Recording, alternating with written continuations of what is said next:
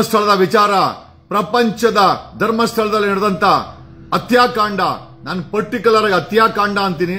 ಏನಕ್ಕೆ ಅಂತಂದ್ರೆ ಒಂದೆರಡು ಹೆಣ್ಣು ಮಕ್ಕಳ ಹೆಣ ಅಲ್ಲ, ಸಾವಿರಾರು ಹೆಣ್ಣು ಮಕ್ಕಳ ವಿಚಾರ ನಿಗೂಢವಾಗಿ ಸಾಕ್ಷಿಗಳ ನಾಶಕ್ಕೋಸ್ಕರ ಅವ್ರ ದೇಹಗಳನ್ನ ಎಲ್ಲಂದ್ರೆ ಅಲ್ಲಿ ಊತ ಹಾಕಿದ್ದಾರೆ. ಲಾಡ್ಜಸ್ ಮುಂದೆ ಊತ ಹಾಕಿದ್ದಾರೆ, ಕಾಡಲ್ಲಿ ಊತ ಹಾಕಿದ್ದಾರೆ. ಬರೀ ಚಿನ್ನಪ್ಪ ಅಲಿಯಾಸ್ ಭೀಮಾ ಒಬ್ಬನೇ ಅಲ್ಲ ಹೆಣಗಳನ್ನ ಊತಾಕಿರೋದು. ಆಸ್ ಪರ್ ದ ಇನ್ಫಾರ್ಮೇಶನ್ 6ಕ್ಕೂ ಹೆಚ್ಚು ಜನ ಹೆಣಗಳನ್ನ ಊತಾಕಿದ್ರಲ್ಲ, ಅದರಲ್ಲಿ ಒಂದು ಹೆಂಗಸ್ತಾ ಇದ್ದಾಳೆ. ಆಕೆ ಮಣ್ಣು ಮಾಡಿರೋದು ಸಾಕಷ್ಟು ಶಾಲೆಗೆ ಹೋಗೋ ಪುಟ್ಟ ಪುಟ್ಟ ಬಾಲಕಿಯರ ಶವಗಳನ್ನೇ ಆಕೆ ಊತಿದ್ದಾಳೆ. ನಮಗೆ ಒಂದು 200ಕ್ಕೂ ಹೆಚ್ಚು ಕಾಲ್ ಬಂದಿದೆ. ಧರ್ಮಸ್ಥಳದಲ್ಲಿ ಕೆಲಸ ಮಾಡೋ ಕಾರ್ಮಿಕರು ನಮ್ಮ ಟೀಮ್ಗೆ ಮಾಹಿತಿ ಕೊಡ್ತಾ ಇದ್ದಾರೆ. ವಿ ಆರ್ ಚೇಸಿಂಗ್ ಧರ್ಮಸ್ಥಳ ಹತ್ಯಾಕಾಂಡ. ಸಿದ್ದರಾಮಯ್ಯ ಕೆಲಸ ಮಾಡಲೇ ಬಿಡಿ, ಪೊಲೀಸ್ ಅವ್ರ ತಲೆ ಕೆಡಿಸ್ಕೊಂಡ್ಲೇ ಬಿಡಿ. ಈ ಮ್ಯಾಟರ್ನ ಖಂಡಿತವಾಗಿ SIT ಫಾರಂ ಮಾಡಿ CBI ಕೈಯಲ್ಲಿ NIA ಕೈಯಲ್ಲಿ ಖಂಡಿತ ಇನ್ವೆಸ್ಟಿಗೇಷನ್ ಮಾಡಿಸ್ತೀವಿ.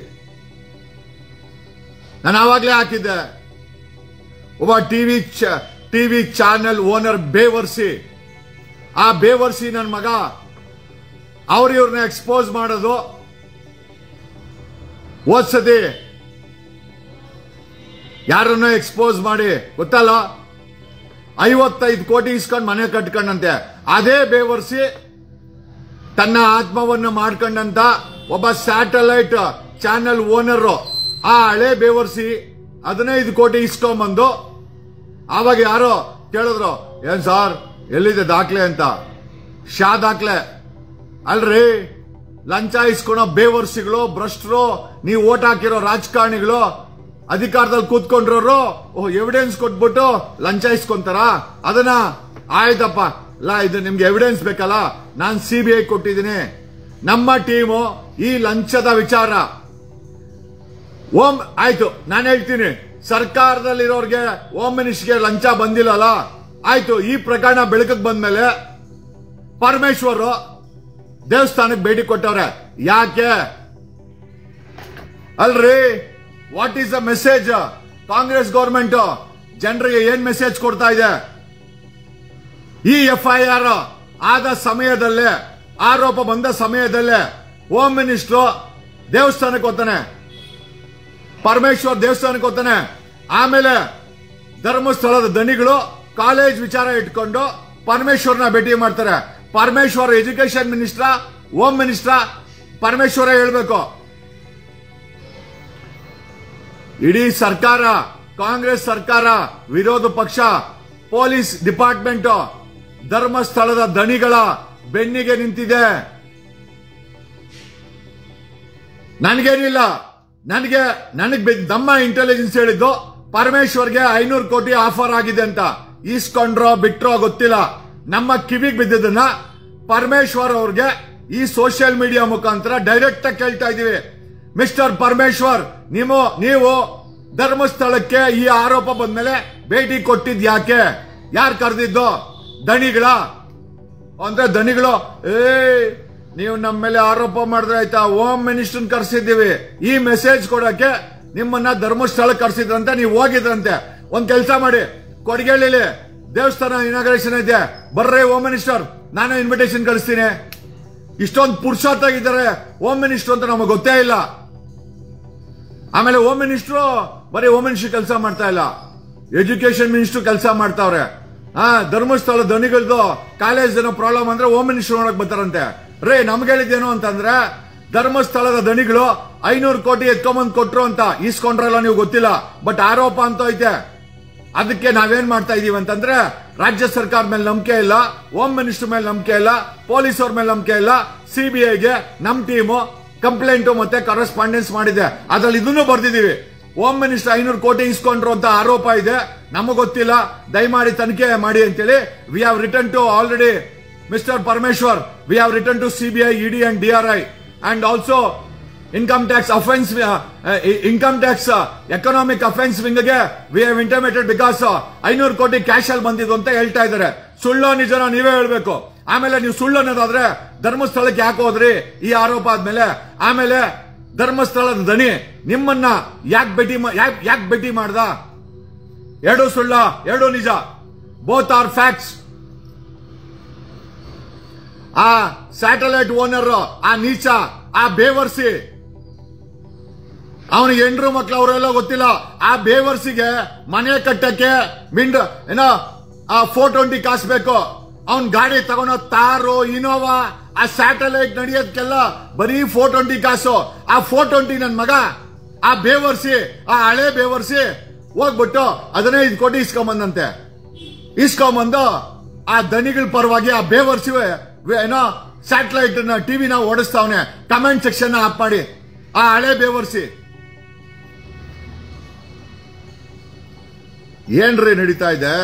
ಮೇಲೆ ಸತತವಾಗಿ ಅಲ್ಲಿರೋ ಓನರ್ ಮೇಲೆನೂ ಆರೋಪ ಐತೆ. ಆ ಕಾಲೇಜ್ ಓನರ್, ಆ ಕಾಲೇಜ್ ಲೆಕ್ಚರ್ಗಳು ಸಿಕ್ಕಿದ ಹೆಣ್ಮಕ್ಳನ್ನ ರೇಪ್ ಅಂತ ಮುಚ್ಚಾಕ್ತಾರೆ. ಒಂದು ಮಾಧ್ಯಮ ತೋರಿಸ್ಲಿಲ್ಲ. ನಾನು ಅವನು ಆ Bengaluru police station inspector phone ಮಾಡಿ ಕೇಳ್ಕೊಂಡು ನಾನ್ ಮಾಧ್ಯಮದ ಮೇಲೆ ಮಾತಾಡಿದ್ಮೇಲೆ ಆ ಆರ್ಟಿಕಲ್ಗಳು ಬರೆದ್ರು. ಬರ್ದಿಲ್ಲ. ಬರೀ ಸುಳ್ಳು ಹೇಳ್ಕೊಂಡು ಜೀವನ ಮಾಡೋ ಕೆಲ ಮಾಧ್ಯಮಗಳು ಸತ್ಯ ಹೇಳಕ್ ಬರೋದೇ ಇಲ್ವಾ? ಎಲ್ಲಾದ್ರೂ ನಾವೇ ಎಕ್ಸ್ಪೋಸ್ ಮಾಡ್ಬೇಕಾ? ನಿಮ್ಮ ಆತ್ಮಗಳನ್ನ ಕಾಲೇಜ್ ಓನರ್ಗಳಿಗೆ ಧರ್ಮಸ್ಥಳ ಎಷ್ಟೆಷ್ಟಿಗೆ ಮಾರ್ಕೊಂತೀರಾ?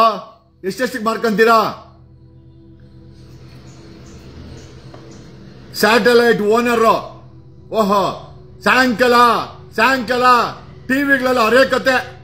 ಹಂಗ ಮಾಡಬಾರ್ದಾಗಿತ್ತು.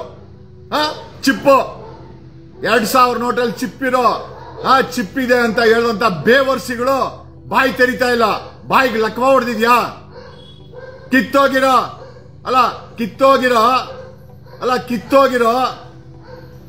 ಇವ್ರ ಹರಿಕತೆನ ಸಾಯಂಕಾಲ ಕೇಳ್ಬೇಕು. ಸತ್ಯ ಹರಿಶ್ಚಂದ್ರ ಮೊಮ್ಮಕ್ಕಳು ಇವರು. 2000 ರೂಪಾಯಿ ನೋಟಲ್ಲಿ ಚಿಪ್ಪೆ ಐತೆ ಅಂತೇಳಿ ಓಲ್ಬಿಟ್ಟು ಸುಳ್ಳು ಬೇವರ್ಸಿಗಳೆಲ್ಲ ಬಾಯಿ ಮುಚ್ಕೊಂಡಿದ್ದಾರೆ. ಆ ಧರ್ಮಸ್ಥಳದ ದನಿಗಳು ಎಷ್ಟು ಎಂಜಲ್ ಕಾಸು ಹಾಕಿರ್ಬೇಕು?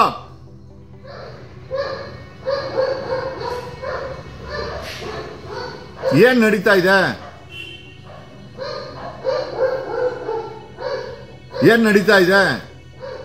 ಯಾಕೆ ಸಮಾಜ ಈ ತರ ಇದೆ? ಸರ್ಕಾರಗಳು ಲೂಟಿ ಮಾಡಕ ಸರ್ಕಾರ ಇಷ್ಟು ದೊಡ್ಡ ಹತ್ಯಾಕಾಂಡ ಆಗಿದೆ. ಕಪ್ಪು ಚುಕ್ಕೆ ಇಲ್ಲದಂತ ಸಿದ್ದರಾಮಯ್ಯ ಪಾದಯಾತ್ರೆ ಅಪ್ಪಂದು ಎಲ್ಲೇ 2011ರಲ್ಲಿ ಸಿದ್ದರಾಮಯ್ಯನ ಪಾದಯಾತ್ರೆ ಎಲ್ಲ ಡೋಂಗಿ ಪಾದಯಾತ್ರೆ. ಆವತ್ತು ಅಧಿಕಾರ ಇರ್ಲಿಲ್ಲ ಸಿದ್ದರಾಮಯ್ಯನಿಗೆ ಸಿಎಂ ಆಗಕ್ಕೆ, ಪಾದಯಾತ್ರೆ ಮಾಡ್ದ. ಈಗ ಅಧಿಕಾರ ಬಂದೈತೆ. ಧರ್ಮಸ್ಥಳದಲ್ಲಿ 1000ಕ್ಕೂ ಹೆಚ್ಚು ಹೆಣ್ಮಕ್ಕಳ ಹತ್ಯಾಕಾಂಡ ನಡೆದಿದೆ. ಈ ಕಡೆ ತಲೆ ಹಾಕೋ ಮಡಗಲ್ಲ. ಅಂದ್ರೆ ಈ ಸಿದ್ದರಾಮಯ್ಯ ಪಾದಯಾತ್ರೆ ಮಾಡಿದ್ದು ಏನಕ್ಕಾಯ ಮಾಡಿದ್ದು?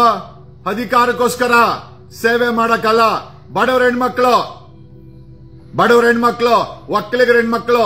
ಆಮೇಲೆ ಇನ್ನೊಂದು ವಿಚಾರ, ಅಲ್ಲಿ ಮರ್ಡರ್ ಆಗಿ ಮಣ್ಣು ಮುಚ್ಚಿರೋದ್ರಲ್ಲಿ ಅತಿ ಹೆಚ್ಚಿನ ಹೆಣ್ಣು ಮಕ್ಕಳು ಅಂತಂದ್ರೆ ಬ್ರಾಹ್ಮಣರ ಹೆಣ್ಮಕ್ಳಂತೆ. ಅಲ್ರಿ, ಆ ದಣಿಗಳ ಮೇಲೆ ಆರೋಪ ಇದೆ. ಅತಿ ಹೆಚ್ಚಿನ ಹೆಣ್ಣು ಮಕ್ಕಳು ಬ್ರಾಹ್ಮಣರ ಸಮುದಾಯ ಏನ್ ಮಾಡ್ತಾ ಇದೆ? ಯಾರಾದ್ರೂ ಸಮುದಾಯಕ್ಕೆ ಕೆಟ್ಟ ಪದ ಬಳಸಿದ್ರೆ ಬೀದಿಗೆ ಬರ್ತೀರಾ? ಯಾಕೆ ಬರ್ತಾ ಇಲ್ಲ ಬೀದಿಗೆ? ನಮ್ಮನು ಒಕ್ಕಲಿಗ ಸಿಟಿ ರವಿ ಇವತ್ತು ಬರ್ತ್ಡೇ. ನೆನ್ನೆ ಗಿಫ್ಟ್ ಕೊಟ್ಟಿದ್ದೀವಿ ಅವನ್ಗೂನು. ಓಟಿ ರವಿಗೆ ನೆನ್ನೆ ಗಿಫ್ಟ್ ಕೊಟ್ಟಿದ್ದೀವಿ. 3500 ಕೋಟಿ ಆಂಬ್ಯುಲೆನ್ಸ್ ಅಲ್ಲಿ ದುಡ್ಡು ಬಂತಂತೆ. ನಿಜನಾ ಸುಳ್ಳೋ ಗೊತ್ತಿಲ್ಲ. ಈಗ ಸರ್ಕಾರ ಮೌನ ಆಗಿರೋದು ನೋಡಿದ್ರೆ 3500 ಕೋಟಿ ಹಣ ಬಂದಿರೋದು ನಿಜ ಅಂತ ನಮಗೆಲ್ಲ ಅನ್ನಿಸ್ತಾ ಇದೆ. ಕ್ಯಾಶ್, ಆಂಬ್ಯುಲೆನ್ಸ್ ಅಲ್ಲಿ ಕ್ಯಾಶ್ ಬಂತಂತೆ. ಬಂದಿಲ್ಲ ಅಂದ್ರೆ SIT ಮಾಡಕ್ಕೆ ಸಮಸ್ಯೆ ಏನೋ? ಯಾಕೆ ಮೀನಾಮೇಷ? ಯಾಕೆ ಮೌನವಾಗಿದೆ ಹೋಮ್ ಮಿನಿಸ್ಟರ್ ಸಿದ್ದರಾಮಯ್ಯ? ಯಾಕೆ ಮೌನವಾಗಿದ್ದಾರೆ? DK ಶಿವಕುಮಾರ್ SIT ಮಾಡಬೇಡ ಅಂತ ಯಾಕೆ ಹೇಳ್ತಾ ಇದ್ದಾರೆ? ಹೇಳಿ ಸರ್ಕಾರ. ದುಡ್ಡು ಇಸ್ಕೊಂಡಿಲ್ಲ ಅಂದ್ರೆ SIT ಮಾಡಬೇಕಾಗಿತ್ತು. ಈಗ ಮೌನವಾಗಿದ್ದು SIT ಮಾಡ್ತಾ ಇಲ್ಲ ಅಂತಂದ್ರೆ 3500 ಕೋಟಿ ಕ್ಯಾಶ್ ಬಂದಿರೋದು 100% ನಿಜ ಅಂತ ನಾವೆಲ್ಲ ಅನ್ಕೊಂಡ್ಲೇಬೇಕು. ನಾವು ಕಂಪ್ಲೇಂಟ್ ಬರೆದಿದ್ರಿ. We also return to CBI and ED ಮತ್ತೆ ಸಿಬಿಐಗೆ ಈ ತರ 3,500 ಕೋಟಿ ಲಂಚ ಹಣ ಕೊಟ್ಟು ಧರ್ಮಸ್ಥಳದ ದಣಿಗಳು ಸರ್ಕಾರವನ್ನ ಕೊಂಡ್ಕೊಂಡಿದ್ದಾರೆ. ಹಂಗಾಗಿ ಇದ್ರ ಬಗ್ಗೆ ತನಿಖೆ ಆಗಬೇಕು.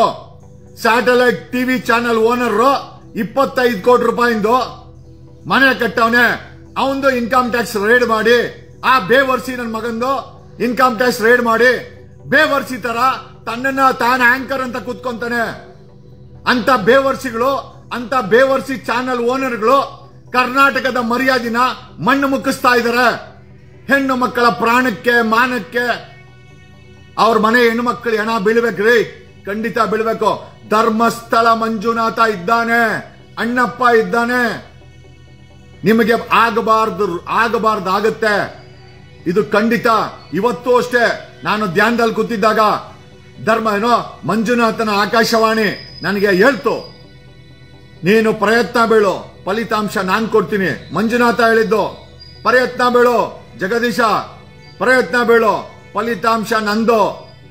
ನನಗೂ ಧರ್ಮಸ್ಥಳ ಮಂಜುನಾಥನ್ಗೆ ಸಫೋಕೇಶನ್ ಆಗಿದೆ. ಅವನಿಗೆ ಇರಕ್ಕಾಗ್ತಾ ಇಲ್ಲ ಅಲ್ಲಿ. ಅಷ್ಟರ ಮಟ್ಟಿಗೆ ಆ ದೈವವನ್ನ ಕೊಲೆಗಳು ಹಿಂಸೆ ಮಾಡಿ ಅಷ್ಟು ಬೇಜಾರಾಗಿದೆ. ಆಮೇಲೆ ಆ ದೈವ ಹೇಳ್ತು ಧ್ಯಾನದಲ್ಲಿ ಕೂತ್ಕೊಂಡಾಗ, ಈ ಕೊಲೆಗಾರರ ಅರೆಸ್ಟ್ ಆದ್ಮೇಲೆ ಇಡೀ ಧರ್ಮಸ್ಥಳವನ್ನ ನೇತ್ರಾವತಿಯಿಂದ ನೀರ್ ತಗೊಂಬಂದು ಗಂಡು ಮಕ್ಕಳೇ ತೊಳಿಬೇಕಂತೆ, ಹೆಣ್ಣು ಮಕ್ಕಳು ಮುಟ್ಟಂಗಿಲ್ಲ. ದೈವದ ಆಜ್ಞೆ, ಮಾಡಿದ್ರೆ ಮಾಡಿ ಬಿಟ್ರೆ ಬಿಡಿ, ಇಲ್ಲ ಧರ್ಮಸ್ಥಳದ ಮಂಜುನಾಥನು ಹೊಗೆ ಹಾಕ್ತಾನೆ, ಹಾಕ್ಸ್ಕೊಳ್ಳಿ.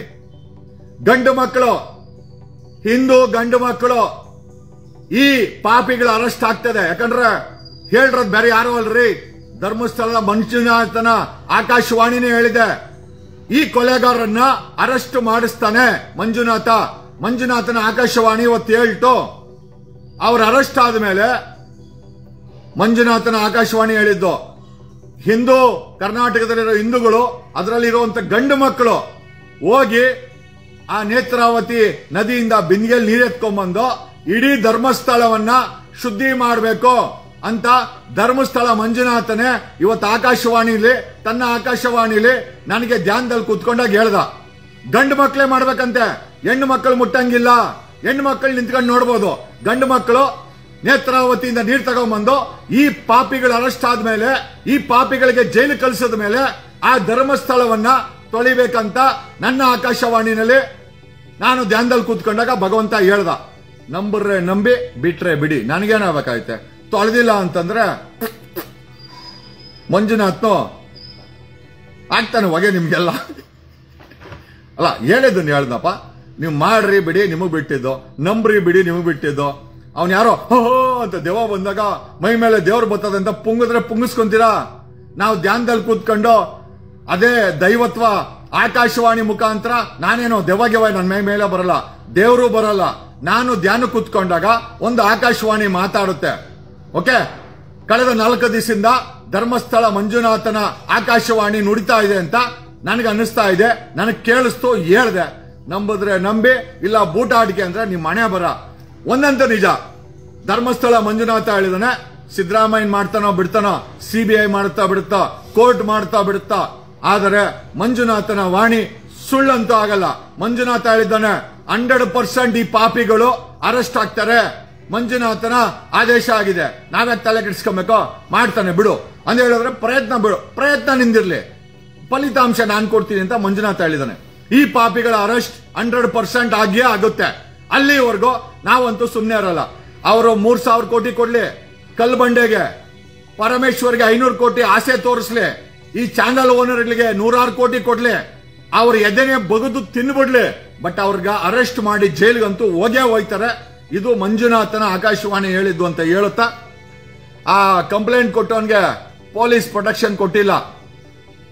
ಆಮೇಲೆ ಆ ಮಂಗಳೂರು SP, ಯೋ ಅರುಣ್ ಕುಮಾರ್, ನೀನೇನೋ SP ಓದಿದ್ಯಾ ಅಥವಾ ಆರೋಪಿಗಳನ್ನ ಪ್ರೊಟೆಕ್ಷನ್ ಮಾಡಕ್ ಯಾವ್ದಾದ್ರು ಥಿಯರಿ ಓದಿದ್ಯಾ? ಎಣ ಎತ್ತು ಬಿಟ್ರೆ ಅವನು ತಲೆ ಮರ್ಸ್ಕಂತಾನ? ಎಲ್ಲಾದ್ರೂ ಈ ಥಿಯರಿ ಕೇಳಿದ್ಯಾ? ಒಬ್ಬ SP ಆಗಿ ಈ ಮಟ್ಟದ ಸುಳ್ಳು ಹೇಳ್ತೀಯಲ್ಲ ನೀನು? ಒಬ್ಬ IPS ಆಫೀಸರ್, IPS ಓದಿದ್ಯಾ ನೀನು? ಧರ್ಮಸ್ಥಳದ ದಣಿಗಳು ಎಷ್ಟೆಷ್ಟು ಕೋಟಿ ಬಿಸ್ಕೆಟ್ ಬಿಸಾಕಿರ್ಬೇಕು, ಎಷ್ಟೆಷ್ಟು ಕೋಟಿ ಬಿಸ್ಕೆಟ್ ಬಿಸಾಕಿರ್ಬೇಕು. ಪೊಲೀಸ್ ಇಲಾಖೆ, ಸರ್ಕಾರ ನಡೆಸ್ತಾ ಇರೋರು, ಬ್ರೋಕರ್ಗಳು, ಟಿವಿ ಚಾನೆಲ್ ಓನರ್ಗಳು, ಯಾವ ಮಟ್ಟಕ್ಕೆ ನಿಮ್ಮ ಆತ್ಮ ಮಾಡ್ಕೊಂಡಿದ್ದೀರಾ? ನಿಮ್ಮ ಆತ್ಮಗಳಿಗೆ ಆ ದೇವ್ರು ಬಗ್ದು ಊತಾಕ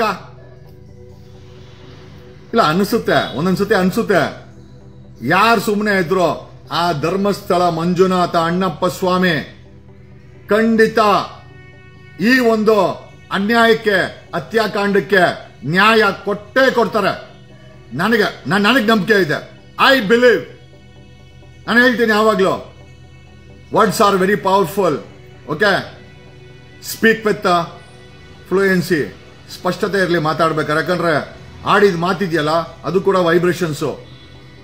ನೀವು ಸತ್ಯವಾಗಿದ್ದು ಹೇಳಿದ್ರೆ ಅದು ಸತ್ಯ ಆಗೇ ಆಗುತ್ತೆ. ಓಕೆ, ಏನೇ ವಿಚಾರ ಇರಲಿ ಸ್ನೇಹಿತರೆ, ಈ ಹತ್ಯಾಕಾಂಡಕ್ಕೆ ಕರ್ನಾಟಕದಲ್ಲಿ ಒಂದಷ್ಟು ಜನಕ್ಕೆ ಕೆಚ್ಚದೆ, ತಾಕತ್ತಿದೆ, ನ್ಯಾಯ ಕೊಡಿಸೋ ದಮ್ಮಿದೆ ಅಂತ ಪ್ರೂವ್ ಮಾಡಲೇಬೇಕು. We will prove it. ಪರವಾಗಿಲ್ಲ, ಸದಾಶಿವನಗರಕ್ಕೆ ಇನ್ನೊಂದು 5,000 ಕೋಟಿ ತಂದ್ಕೊಡು ಕ್ಯಾಶ್ ಅಲ್ಲಿ, ಇನ್ನೊಂದೆರಡು ಆಂಬುಲೆನ್ಸ್ ಅಲ್ಲಿ. We don't care. ಪರಮೇಶ್ವರ್ನ ಕರ್ಕೊಂಡೋಗ್ಬೇಕಾರೆ ಅಲ್ಲೇ ಧರ್ಮಸ್ಥಳದಲ್ಲೇ ಮಡ್ಕೊಂಡ್ಬಿಡ್ರಿ. ನಾವು ಕೇರ್ ಮಾಡಲ್ಲ. ನಮ್ಗೆ ಗೊತ್ತು ಸಿಸ್ಟಮ್ ವರ್ಕ್ ಆಗುತ್ತೆ. We will ensure the system works for us 100%. ಒಂದ್ ಕೆಲಸ ಮಾಡು ಪರಮೇಶ್ವರ್, ದೇವಸ್ಥಾನಕ್ಕೆ ಹೋಗ್ಬೇಡ, ಅಲ್ಲೇ ಹೋಗಿ ಮಲ್ಕೊಂಬಿಡು. ಅಲ್ಲ, ಅದೇ ತಾನೇ ನೀನ್ ಮಾಡ್ತಾ ಇರೋದು. ಇಲ್ಲಿ ಯಾರ ಮೇಲೆ ಆರೋಪ ಬರ್ತಾ ಇದೆ ಅವ್ರ ಜಾಗಕ್ಕೆ ಹೋಗಿ ನೀನ್ ಅವ್ರ ಜೊತೆ ಭೇಟಿ ಮಾಡ್ತೀಯ. ಅವ್ರು ಬೆಂಗಳೂರಿಗೆ ಬಂದು ನಿನ್ ಜೊತೆ ಡೀಲ್ ಮಾಡ್ತಾರೆ ಅಂತಂದ್ರೆ ಯಾವ ಮಟ್ಟದ ಹೋಮ್ ಮಿನಿಸ್ಟರ್ ನೀನು? ಕನಿಷ್ಠ ಸೆನ್ಸ್ ಇದೆಯಾ? ಪ್ರೋಟೋಕಾಲ್ಸ್ ಗೊತ್ತಿದ್ಯಾ ನಿನ್ಗೆ? ಅಥವಾ ಎಲ್ಲದನ್ನು ಮೀರಿ ನೀನು ಹೋಮ್ ಮಿನಿಸ್ಟ್ರಾ? ನನಗೆ ಗೊತ್ತಿಲ್ಲ ಸ್ನೇಹಿತರೆ. ಏನೋ ಈ ಎಲ್ಲ ವಿಚಾರಗಳನ್ನ ತಿಳಿಸುತ್ತಾ, ಭ್ರಷ್ಟಾಚಾರ, 420 ಕಾಸು ಸರ್ಕಾರದ ಕೈಗಳನ್ನ ಕಟ್ಟಾಕಿದೆ. ಗೊತ್ತಿಲ್ಲ ಯಾರ್ಯಾರೋ ದುಡ್ಡು ಗಳಿಸ್ಕೊಂಡ್ಬಂದು ಸರ್ಕಾರಕ್ಕೆ ಅಡ್ಡ ನಿಂತವ್ರ ಕೆಲಸ ಮಾಡಬೇಡಿ, SIT ಮಾಡಬೇಡಿ ಅಂತ. ಒಂದಂತೂ ನಿಜ, ಈ ಪಾಪಿಗಳು ಅರೆಸ್ಟ್ ಆಗೇ ಆಗ್ತಾರೆ. ಈ ಪಾಪಿಗಳು ಅರೆಸ್ಟ್ ಆಗೇ ಆಗ್ತಾರೆ. ಇದು ಸತ್ಯ ಸತ್ಯ ಸತ್ಯ.